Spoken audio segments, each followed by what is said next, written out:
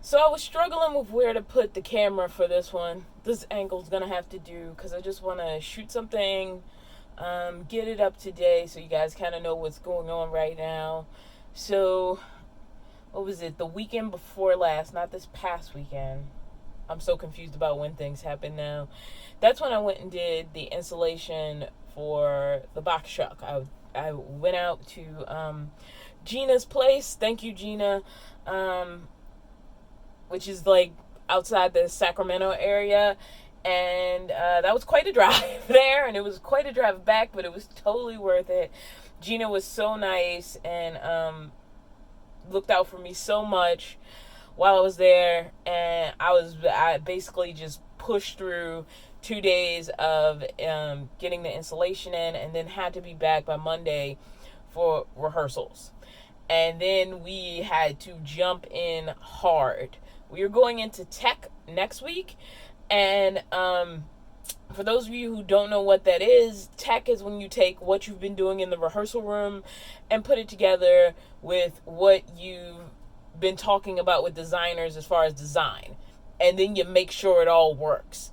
And this includes things like costume changes. I know people think about the lights and the sound, which is a huge thing. But you can have a lot of theory about how costumes are going to work. But if you want people to change clothes and they need to be back on stage at a certain amount of time, is there enough coverage? Are we going to finish changing over the set before they change clothes? I mean, there's a lot of questions going into tech because you have these meetings throughout the rehearsal process where you're basically dealing with what you think works in your head, which may not necessarily work in practice. But all you can go off is theory. And so one of the main things a stage manager does is everything that happens in rehearsal that I think might affect a designer, I make a note about and I send it to that designer. For example, if actors are on their knees, we might need knee pads that we can hide underneath clothes so that they don't damage their knees. And that's not, what kind of dress is she in. So things like that are the kind of things like stage managers are looking out for during the rehearsal process so that they can tell the other designers if actors are in like weird places where like lighting might be a thing. I mean, you also take general like notes. Like if the director's like, I would love a spotlight on somebody at this moment. Now we're outside. There's no spotlights. There will be lighting. But just giving you examples of the kind of things that come up for each department. For sound, it might be, there's the stuff that's in the script. But the stuff that's in the script can be changed or altered depending on the needs of the space that you're using to actually perform in. So it isn't just as simple as the script says a light comes on. Sometimes people come through a door, it's a real door. Sometimes people come through a door and they enter from off stage. And so the set designer may have questions about if it's an actual door, because there are times where you do the door in space where we're only assuming, especially in theater, film is different because film is usually the thing. So if you're in a house, you're in a house. You're not going to fake it. But in theater, you might fake it. Like there might be a door with a couch on the other side. And that's the only thing telling you where the inside of the house is versus the outside of the house. You may be at a bus stop and it's just a bench and a sign that says bus stop. And the sounds of the city around them implying they're not the only two people on earth. So theater's a little bit different than film in that the audience comes in willing to give you their imagination as long as you give them enough to get there. But there's also just a practical of what's actually going to work. So that's what you do in tech. And I feel like I need to give that context to talk about how stressful it is to not have the play fully blocked. So blocking. A lot of people think actors just walk on stage and do what they want to do. No. One of the reasons we rehearse things over and over again is so everybody knows where that actor is moving when. Like, it is important if we want that scene specially lit to know that they're downstage or upstage or center stage or stage left or stage right. If a sound like a doorbell is going to indicate somebody's coming through a door, then we might want to localize that sound to where they're entering from. And then there's also, like, if you're going to be moving set pieces around, you don't want people to run into each other. So actors need to know where other actors are coming from. Designers need to know where actors are coming from. So everything they do is recorded. When they cross up stage, I have to write that down. When they go off stage, I have to write that down. When they come back on stage, I have to write down where they're coming on stage from. So all of those notes are going in my book and changing as the directors and the actors find the story as well. And so you need to at least be fully blocked before you went into tech. And I was getting worried because we were not fully blocked. I also did not have my taxes done, and it kept getting delayed for a number of reasons. I was trying to make sure I had all my paperwork. I was trying to make sure I had all my receipts, because I do have YouTube money to account for.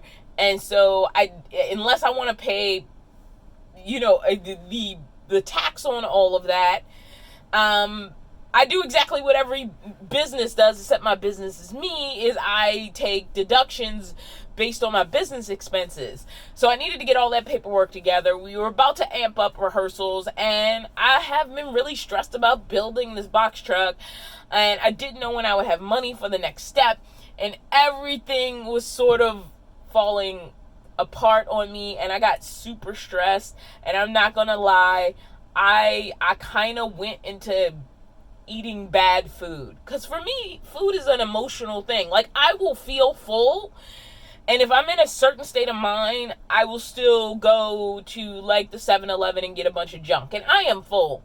Like, my stomach is like, I do not need food, and my brain is like, stress, dopamine, and so, like, I will go after, like, fast food and junk food and things like that. Like, I've probably had more candy in the last 2 weeks than I've had in the last, like, 10 months. And so I was feeling like I was just kind of falling apart. On top of that, Jackery was doing a release, so I had a video due that came out way later than it was supposed to, and people can get mad at me about that, but, like, that's some of the ways I'm able to build out this box truck, is my contract with them. So every little bit of change that I can get coming through helps. There were important business emails I hadn't, like, responded to. I was just feeling like the world was collapsing around me, and that's just a general state of mind I've been in the last couple of weeks. And so the only thing that's been coming out really is the product videos, because if I didn't do them, I was motivated enough that I was like, you have to get these out at least before the due date, so that you don't lose this opportunity. And back when I was doing YouTube just for me, when I was just doing it for me, I was either making no money from it or very little. Honestly, if I needed to stop making videos to concentrate on other things, I just stopped making videos. I would just disappear until I was in a headspace where I felt like being creative. Or just filming a video. Sometimes I didn't want to be creative. I was just, like, in the mood to make a video. And so I would just do that. And I let everything kind of get to me. Now, my taxes are done, thank God. And I didn't end up owing the government an arm and a leg. I think even though I've been poor, like, the last couple of years, I've always ended up owing a little bit, normally to, I think, the state. I think federal I've always gotten a little bit back, but I think I've always ended up, especially since I've started doing more and more independent contractor work, which YouTube counts as, since it started making some money. Since I've been doing more of that, I've had to be more and more careful. Like, honestly, when I just had W-2s, I put in my W-2s, I took the standard deductions, and I moved on with my life. And I've been doing it with software since I was, like, out of, probably in college, probably, like, late college. Mind you, I graduated college when I was 33, so I'm talking about, like, in my late 20s, to my early 30s, that's when, I started using tax software. I think before that, my taxes were really simple. I had a W-2 job, I put in my W-2s, took the standard deductions, and moved on with my life. I didn't really have to think too much about taxes, and part of transitioning to being, and some of that was stage management, it wasn't even YouTube. When I started stage managing, I had to start to think about that. So I've been very stressed. I've been stressed about money. I've been stressed about the fact that I'm not doing things that could help me with money because I'm so stressed about the other things that I was not doing those other things. And I didn't really show how bad of a stress level I've had in the last couple of weeks. So there's that. I don't know what kind of videos are going to be coming out for the next couple of weeks because I will not be able to touch building the box truck any further until I am out of tech. So that's at least a week and a half out before I even think about doing a thing to this box truck. When I said this box truck build was going to be slow, I don't mean doing the things is slow. Because usually when I do a project, I just commit to a big project and it just takes the whole day and something massive is done. Like when I insulated everything. I didn't do a wall and go, all right, that's all I'm going to do for the day, and then do a ceiling and go, that's all. No, I did insulation. And so like the next thing I do, which is probably going to be the walls, I'm just going to do all the walls.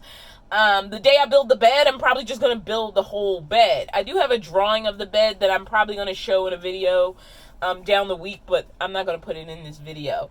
You know, when I do those things, they're going to come in a massive leap. I'm going to go from like 0 to 100 on one thing and then 0 to 100 on another thing, as opposed to like, I'm going to do this little thing and this little thing. But the problem is either time or money is going to stop me for a long period. Like I haven't done anything to change this box truck since I did insulation. So it's going to be like at least 3 weeks from insulation before I do another real build thing to the truck. Except what I have to do today. Now, since I got the box truck, a lot of people have been interested in box trucks as a option. Like it wasn't an option a lot of people were thinking about, and it's still not. Like the big ones is vans and buses. Vans and buses tend to be like the major thing people think about building out, and a lot of people didn't even have box trucks on their radar. But I'm noticing in my comments section a lot of people are getting more interested in box trucks, and I know it was the right choice for me, and I think it's a great platform for building a self-built RV, which is essentially what we're doing with these vans and buses and now box trucks, is self-built RVs. And I think actually the step van is in the box truck category when we're talking about commercial vehicles. That's been a little bit more popular than like the cube box truck style that I have. Mostly because I think a lot of people think that if you get that, you're not going to have a pass-through from the cab to the box, which of course mine's does. A lot of them do, and a lot of the ones that don't, people have built pass-throughs in. So that's never been true, but I think so many people have been in moving trucks that had a solid wall between the cab and the box that it was immediately discounted as sort of RV conversion option, except for a few people who've gone out and done it. Like I said, it's kind of the minority in the vehicle build out space, I would say, except for his brother, the step van, which since Paul Berger used a step van, the bread trucker, it's been something people bring up more often as an option. But that's to say, I haven't talked about some of the problematic things that have happened with the box truck. So problem number one is spatial concerns. Actually, that's the only problem I'm going to be talking about, because there's something I need to fix on the box truck today, or at least there's something I need to remove because I damaged it. Now, the first thing I ever damaged on this box truck, driving it, was the side view mirror on the passenger side. Now, I'm very blind on the passenger side, and I don't have automatic windows, so if it gets knocked out of whack and I don't notice it before I start driving, like, I am very blind on the passenger side, and I don't know what happened one day, but the mirror was like almost like, and there was nothing I could do, there was nowhere I could stop, so I just kind of had to ride with faith. But one day, unrelated to that day, I got to a street where there were a bunch of work trucks, and I was convinced I could fit, and I could not. And what I ended up doing was knocking, among having to repair my own side view mirror, I ended up knocking the mirror on one of the work trucks. I talked to the guy. He was like, it's not my truck, it's my boss's truck. He called his boss. I talked to his boss on the phone. I think his boss thought I wouldn't show up. I was like, can we not go through insurance for this since it's just a side view mirror? He was like, well, if you give me like $200, we'll sign an agreement and like we'll call it a wash. And so far it seems like that's what happened. He signed an agreement, called it a wash. I took him the money. So it was $200 I really didn't want to give up, especially because it's expensive to fill up this truck. Gas is like almost like around $4 a gallon right now where I'm staying. So gas is expensive. And I cannot leave the area because I have a job here, and driving 2 hours of gas to drive 2 hours back would not be worth it just to get a cheaper price of gas. I would have burned the tank at that point. So anyway, point being, that was the first like spatial issue with the box truck. It was like, it's not even the first one, I'm lying, where I didn't have as much space as I thought to get through. I have at this point damaged 2 ladders. So one day I was leaving the storage unit, that's where I am right now.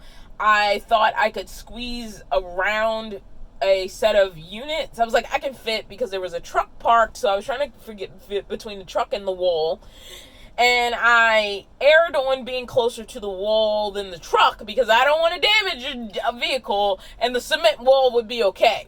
The cement wall was fine, but the thing was, with my ladder hanging on the side of the truck, it's a little bit, I would have made it if it was just the truck.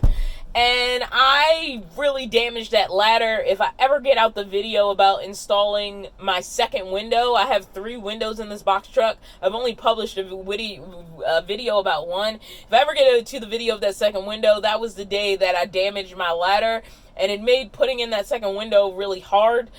It was a Craigslist ladder. I ended up disposing of it, and then I found another ladder on Craigslist. And now leaving a gas station because I was trying not to hit somebody's car, and I got too close to the pole. Luckily, the only thing I'm damaging is my own stuff and things that can't really damage except for like a little bit of scraped paint. I ended up squeezing the legs of the ladder I have now, my second Craigslist ladder. I like the side hanging ladder because it makes it look like a work truck. So even with the windows or anything else that might say, that might be a conversion, people see that side hanging ladder and they really just think work truck. So it really adds to that. But I've been looking into RV ladders that I can actually attach to the body, and looking into ways to make sure I can reinforce it good. And I think I'm going to do that. Just because at this point, and I don't really like those hooks I bought. They're not that great. They never were. And they've just gotten worse since they've taken some banging. So I'm glad I figured this out before I put the walls in, because I would have had to take the wall panels off to get to the bolts that are holding the ladder hooks on. So, but now I've damaged 2 ladders, because I'm even a little bit longer than the box on one side, and so I want to reduce some of that issue, because in every case I would have made it if I hadn't added that thickness. Well, at least the ladder cases, not the side view mirror. That was just me being stupid. And I ended up having to I bought another piece of glass online, and then I got me a new blind spot mirror, and everything's been fine since then, and I've just been more careful. So that happened. So right now, this ladder might be okay, but I don't have a lot of roof work to do right now, so I'm just not going to worry about it. I'll get the RV ladder when I get it, and I think I'm going to attach that to the body. That's my plan right now, assuming it's safe, because that's the thing, making sure it's properly attached to the body in a way that's safe. I don't really like a permanently attached ladder because you have to do more work right now to get on my roof than you do with a permanently attached ladder. And I like that you have to go through that work. The other thing I'm considering is just getting another extendable ladder, but I would have to get a taller one than the one I had before, and I don't want the one that flips in half. So that's my other option that I'm thinking about, but those are honestly more expensive. But it would mean I just remove the hooks, I get rid of the ladder I have, especially because it's damaged now, and yeah, I don't know what I'm going to do about my ladder situation. I need to own a ladder. I need to be able to access my roof for solar, for cleaning the solar, for, taking care of wires, for taking care of my roof vents. I need to be able to access my roof. So one of the things I need to think about is what I'm going to do about my ladder situation, because I don't like the hooks. The best time to get rid of them would be now, before I've attached walls to the interior of the truck. Because otherwise I'll have to either remove whatever I'm using for wall panels.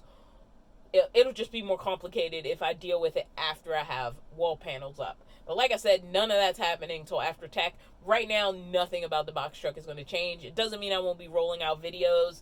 I want to do a video about the Bluetti, because a lot of people don't know how to use those extra little 12-volt ports, and so I want to make sure I do a video about it. I want to do a basic solar video just because I bought something that's going to be really cool to show as a basic solar setup. And there's a couple of other little videos I want to do that are just informational videos that I have written down in my notes, and it's not about the continued build of the box truck. I do need to pick up those videos and catch up, but I do not have time for any sort of involved editing, which is why I'm doing this just talk to the camera video today. So the final thing that's done, forgetting how big she is as far as the box truck, was the show. My friend was in a show with the same theater company that I am working with. Not a show I'm working on, but her show is performing in the same drive-in parking lot where my show is going to perform. So one, just to see how it worked technically, it was a good thing for me to see, and two, I wanted to see her show before it closed. So Ashley, who you saw in my window install video, was working that show, and she helped me park my truck in a way where it wouldn't interfere with the rest of the viewing audience. I was on the most extreme corner of a very small lot, and they were and only taking up one space, which was the goal. Well, honestly, I'd rehearsed, and then I'd stayed for the show, and I was freaking exhausted. I was exhausted beyond exhaustion, and I forgot all the maneuvering we did to get me into that space. Well, there's these two little yellow pole things, and I just figured out what they're for. They're for the mechanism that opens and closes the gate. I didn't even know what they were for. And I was kind of tucked a little bit around it. Well, I've installed all of my boxes that I talked about installing underneath the truck. I've installed all 4 of them. Haven't gotten out of the video about installing them. I have all the footage, but I installed them. Well, as I was leaving, I forgot to curve a little bit, and I went straight. And I completely mangled one of the boxes. It was the box that I realized after I got it, because I had 3 boxes that other people had gotten for me, and then I bought one on my own, and I accidentally bought one that was a little bit bigger than the other 3, but it worked out because the generator could fit in it. And that was awesome. So what I did was I modified the box. I put a vent in it. I put a cable exit in the back. I modified the box so that I could put the generator in it and even run the generator in it, which I don't know was the smartest idea, but I'll get back to that. And so my modified box is the one that got mangled and destroyed. So what I'm going to do while I'm at the storage unit, I have some stuff I want to pull out of the box truck and just put into storage because they're just in the way. While I'm here doing that, I'm also going to remove that box. And when I get my YouTube money this month, I'm just going to buy a new box.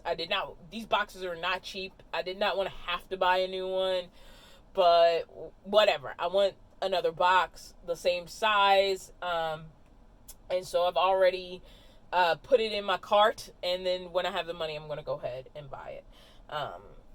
So that'll, because they also these things, one of those things that you can't get like overnight, and so a replacement will be on its way as soon as I can make that happen. So the box got mangled. In fact, I'm lying. It worked out that I had the money and I ordered it already and I just forgot. So all those things are happening. And the thing about this show is you get paid in a lump sum. So it's not like I'm working like, you know, a 5-hour day and seeing the benefits of that 5 hours right away. So it's like I'm still waiting on payment for the show, because the pay date for that hasn't happened yet. And I was honestly just, everything was just tight. Everything will be fine soon, but everything was just tight, and I was frustrated, and I don't think that added to me paying attention the way I should have when I was pulling out of that lot that night, and unfortunately it's cost me. Now, going back to the generator discussion, maybe about 2 weeks ago, the Baja generator stopped working. Now, what I'd like to do is completely change the oil and see if that helps. Because I don't know why it stopped working. It just stopped working. Now, I thought I ventilated the box. I didn't install a fan. And I think when I do it again, because I am going to attempt it again, I will install a fan. But for some reason, the thing just stopped working. It was running, and then all of a sudden it just stopped working. Which kind of sucked. And it really sucks because I was all set up for it. I was patting myself on the back for building my generator box and all the research I had done into it, and trying to make sure I had the airflow and I had the cable exit, and I was feeling myself for my lovely generator box. And it was perfect because I could park, I could run the generator in the box, and it sounded like just an engine running. It didn't sound like a generator running. It sounded like maybe I had my engine turned on, idling. And so, I was loving it. I would park in the most remote part of the parking lot, turn on my generator, charge my stuff up. I was like, yeah, Dawn, you're so smart. You're the best. You're the smartest. And then in the middle of it running, it cut off. And I thought maybe the propane had run out. So I go and look at the propane. The propane's fine. There's plenty of propane left.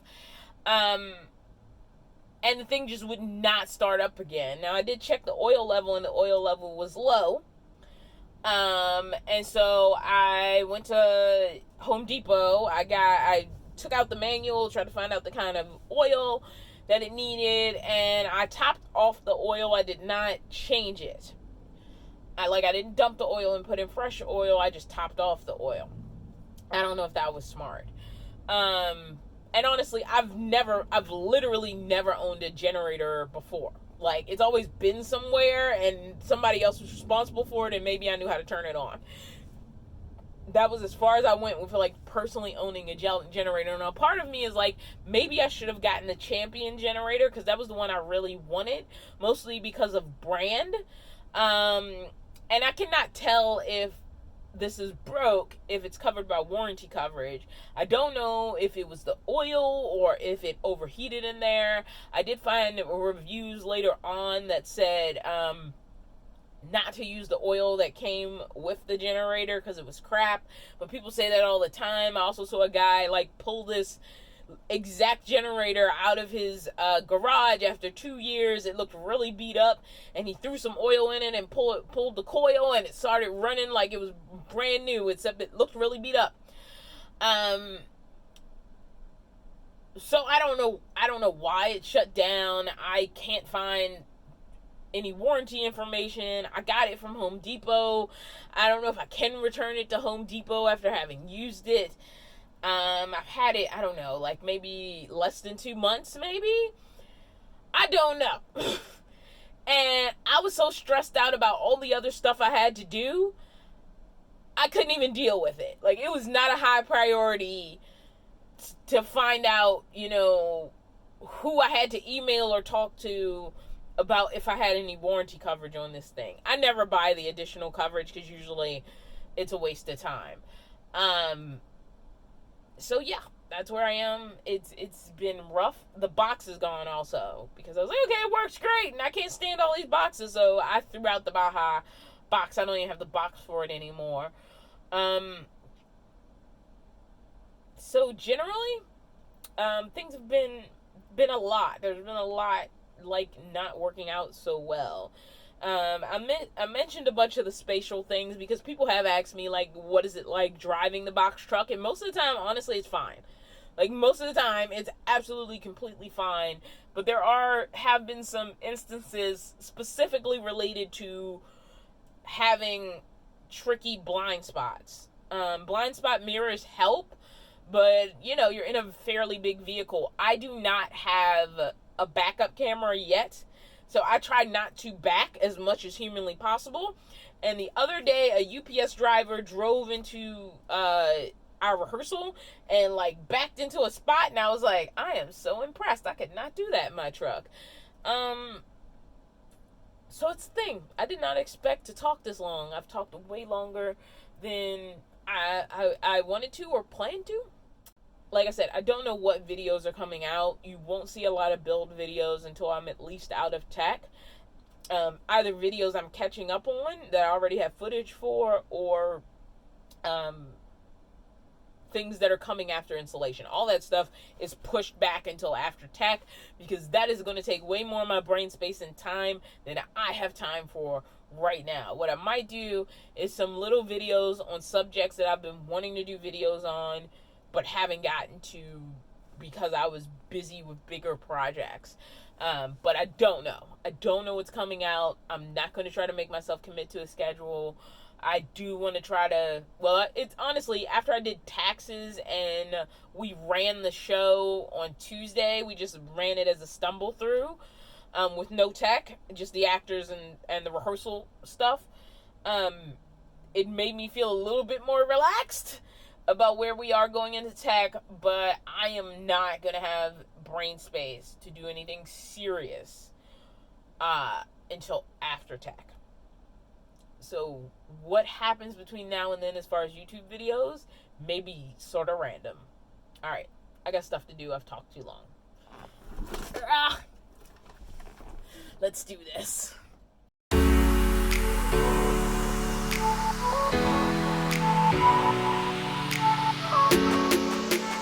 Guys, if I'm honest about what I wish I had right now, it would be just the freedom to go.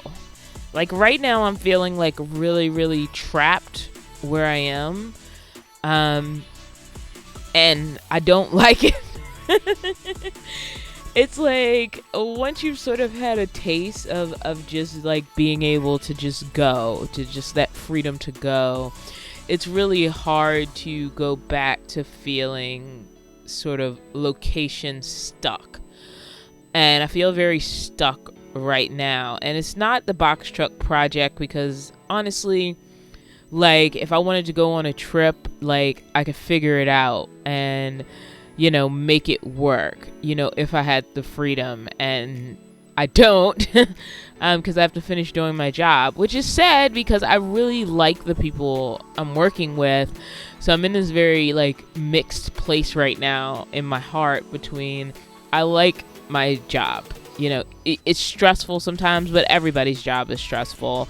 And I just had a lot of things pile up all at once. But it's right now I would really love it if I could just drive to the middle of nowhere with the box truck just like it is, because I can certainly survive with exactly what I have. It won't be the fanciest ride on the road, but it's never going to be that. It's going to be better than what it is, and it's going to improve. But it's never going to be the fanciest ride on the road, and I'm okay with that. I don't know. Thank you as usual to my Patreon and YouTube membership supporters. I'm sorry I'm in such a weird funk, and I hope the next video is a little bit more upbeat. See you guys next time.